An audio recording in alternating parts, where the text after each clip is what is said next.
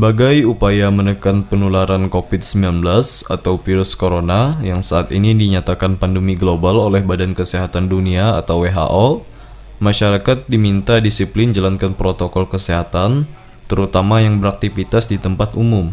Tim gugus tugas COVID-19 merilis perkembangan terbaru mengenai kasus COVID-19 di Kabupaten Banjar berdasarkan data yang masuk pada Sabtu di Comment Center Barokah Martapura. Adapun jumlah orang dalam pemantauan atau ODP berjumlah 74 orang dan ada satu penambahan orang pada kasus terkonfirmasi positif, menjadi 8 orang, diantaranya 4 dirawat, 3 sembuh, dan 1 meninggal.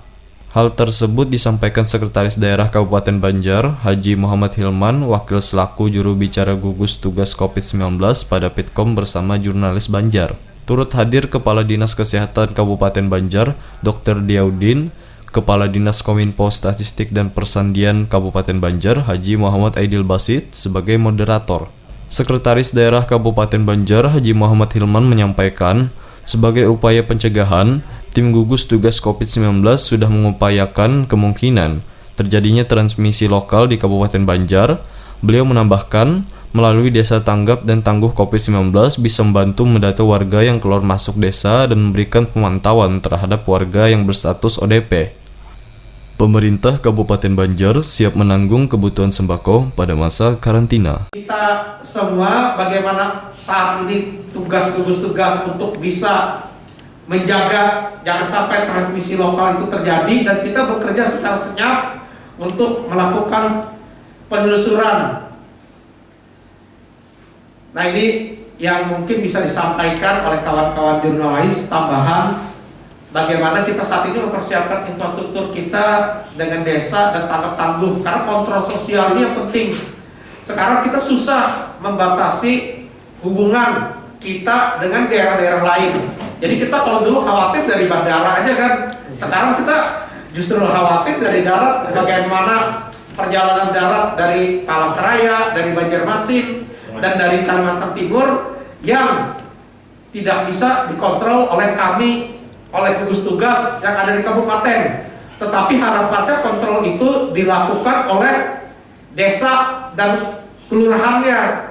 Nah, kontrol sosial yang ada di masyarakat dengan kejujuran dan disiplin, masyarakat bisa melaporkan diri atau melakukan perjalanan, kemudian tetangga sekitarnya bisa mengingatkan tetangganya yang melakukan aktivitas-aktivitas keluar daerah. Nah, inilah yang kita harapkan juga, harapannya penyebaran ini bisa kita kendalikan. Nah, begitu ada informasi itu, bersabarlah. Jadi memang harus kita isolasi, kita batas. Orang-orang yang demikian memang harus 14 hari berada di rumah. 14 hari berada di rumah. Dan pemerintah Kabupaten Banjar kita menyiapkan jaring pengaman sosial kepada penderita dan kepada keluarga penderita yang harus melakukan isolasi atau karantina mandiri di rumahnya, kebutuhan hidup selama melaksanakan karantina atau isolasi tersebut ditanggung oleh pemerintah.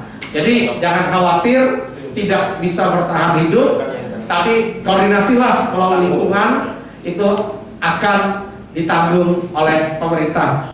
Itu tambahan dari kami. Itu adalah yang bergejala atau bergejala berat, jadi bisa sesak napas dan sesak napas yang membutuhkan peralatan-peralatan. Karena ruang isolasi kita di mana-mana sangat terbatas, jadi kita sangat mengutamakan yang memang butuh tindakan lebih, khususnya tindakan-tindakan untuk penyelamatan jiwa. Jadi di Indonesia pada khususnya, bahkan mungkin di dunia itu yang positif itu tidak semuanya dirawat di rumah sakit. Seperti kita ketahui bahwa yang positif itu datanya ulang-ulang kali saya sampaikan bahwa malah yang lebih banyak malah yang tidak bergejala. Nah, yang di tempat kita khususnya Kalimantan Selatan ada beberapa, saya lupa angkanya, yang dirawat yang positif tapi di isolasi mandiri itu mereka yang tidak ada gejala sama sekali, Pak. Jadi kayak di tempat kita ada satu, mungkin nanti besok jadi 2 yang di isolasi mandiri karena memang tidak ada gejala.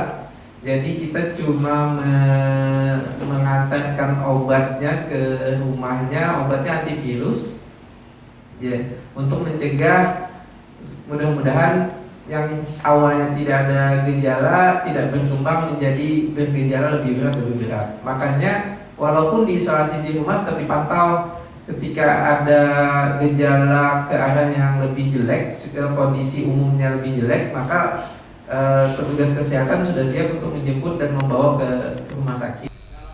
Tim Liputan Kominfo Banjar melaporkan.